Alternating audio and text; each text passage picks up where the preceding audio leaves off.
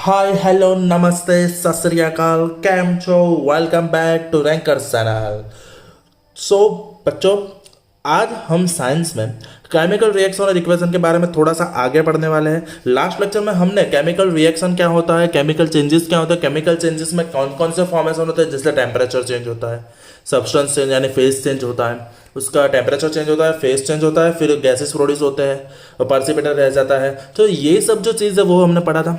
सो अब आगे पढ़ने वाले हैं। So in this video we are going to discuss what is chemical equation, how can we write the chemical equation. Okay,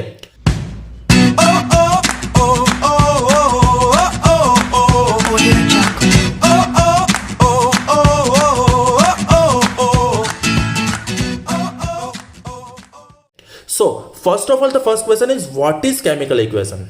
Okay, so whenever we are trying to convince them by giving the chemical words like let's say magnesium.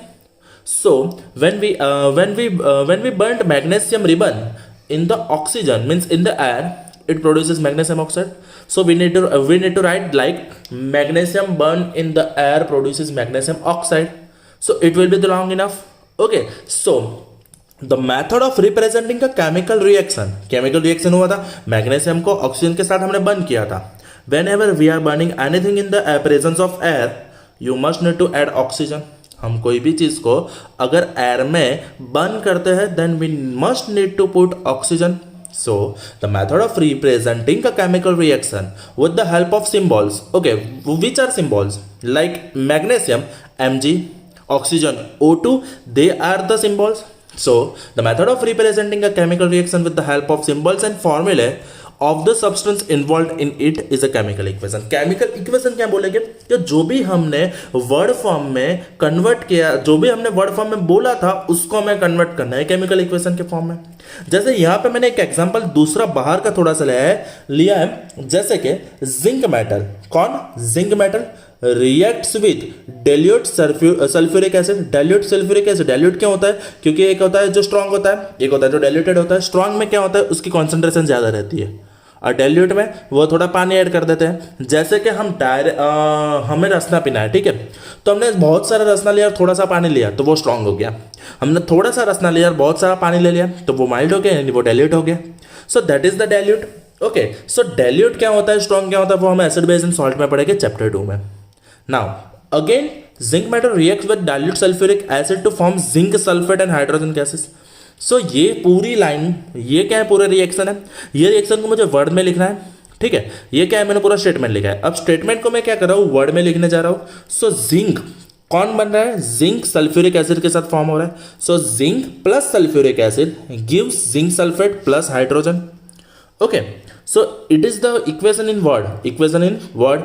Now what I had told, the method of representing chemical reaction with the help of symbols and formula.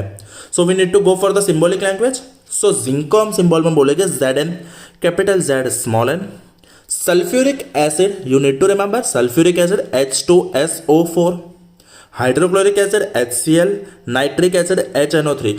Note down again saying, hydrochloric acid is HCl, chlorine वाला acid hydrochloric acid, sulphur वाला acid यानी sulphuric acid, nitrogen वाला acid nitric acid, यानी sulphuric बोले तो हमें sulphur वाला acid यानी H2SO4 यूज करना है। अगर हमको नाइट्रोजन वाला बोले nitric acid that is HNO3, अगर क्लोरीन वाला बोले तो HCl हाइड्रोक्लोरिक एसिड। ये तीन एसिड आपको आने ही चाहिए। सिंपल बेसिक, एकदम सा बेसिक है। जैसे ऑक्सीजन को O2 बोलते हैं, हाइड्रोक्लोरिक एसिड को HCl बोलते हैं, याद ही रखना है, सिंपल है। सो जिंक का सल्फ्यूरिक एसिड के साथ प्रोसेस हो रहा है। So zinc will be Zn, capital Z small n, sulphuric acid will be H2SO4, सब कुछ कैपिटल रहेगा, H भी कैपिटल, S भी कैपिटल, O भी कैपिटल। ओके, सो जब ये दोनों का प्रोसेस होकर ये दो चीज मिलती है तो बीच में हम रखते हैं arrow. You can not use equation, you just need to put arrow only. याद रखना है, जब भी कोई प्रोसेस होके नई चीज बनती है that is the chemical change. मैंने पहले ही बोला था कि ये केमिकल चेंज कैसे होगा, तो वो अपने केमिकल फॉर्मेशन करते हैं, वो केमिकल स्ट्रक्चर चेंज करते हैं। सो यहाँ पे क्या हो रहा है, ये दोनों साथ में कंबाइन होके केमिकल चेंज ला रहे हैं। सो उसके लिए हमने केमिकल चेंज के बाद जो नए सब्सटेंस बनते हैं तो उसके बीच में हम रखेंगे एरो। जिंक सल्फेट को याद रखना है, that is ZnSO4। Zinc sulphate will be ZnSO4 and hydrogen is H2। Hydrogen is H2। Okay, so ये हो गया हमारा सिंबॉलिक केमिकल इक्वेशन, ये हो गया हमारा सिंबॉलिक केमिकल इक्वेशन। तो उसमें याद रखना है जो सब्सटेंस कंबाइन होके नया प्रोडक्ट बना दें, तो जो कंबाइन होता है उसे बोलते हैं हम रिएक्टेंट्स। क्या बोलते हैं? रिएक्टेंट। जो दो चीज के बीच में रिएक्ट होता है, जो दो चीज के बीच में क्या होता है? React, they are reactants. नई प्रोडक्ट जो मिलती है दे आर द प्रोडक्ट्स, जो रिएक्ट होता है वो रिएक्टेंट्स। रिएक्टेंट्स हम ऑलवेज लेफ्ट साइड लिखेंगे। रिएक्टेंट्स कहाँ आएंगे? Left side. अगर एक से ज्यादा रिएक्टेंट है तो हम बीच में करेंगे प्लस साइन, बीच में हम क्या करेंगे? Plus sign. अगर एक है तो प्लस साइन करने की जरूरत नहीं है, पर एक से ज्यादा है तो we must need to put plus sign. So यहां पे हो गया ये प्लस साइन। सेम चीज, जो भी न्यू प्रोडक्ट प्रोड्यूस होती है उसको हम बोलते हैं products. The new substance produce in a reaction are known as product. उसको हम क्या बोलेंगे? प्रोडक्ट्स। प्रोडक्ट्स ऑलवेज कहाँ होती है? Right side. जब एक से ज्यादा प्रोडक्ट प्रोड्यूस होती है तो हम बीच में रखेंगे प्लस साइन। क्या रखेंगे? Plus sign. और रिएक्टेंट से प्रोड्यूस के प्रोडक्ट के बीच में हमें रखना है एरो की साइन। समझ में आ गई इतनी चीज? सिंपल सी चीज है। अगर हमें केमिकल इक्वेशन को फॉर्म करना है, just a simple thing, we just need to remember the all symbols. Okay, first of all we need to write down the word, यानी zinc plus sulphuric acid mean zinc sulphate plus hydrogen. Okay, उसके बाद हमें इसको equation के form में लिखना होता है। जो दो या तीन चीज के बीच में रिएक्शन होता है वो होता है रिएक्टेंट्स।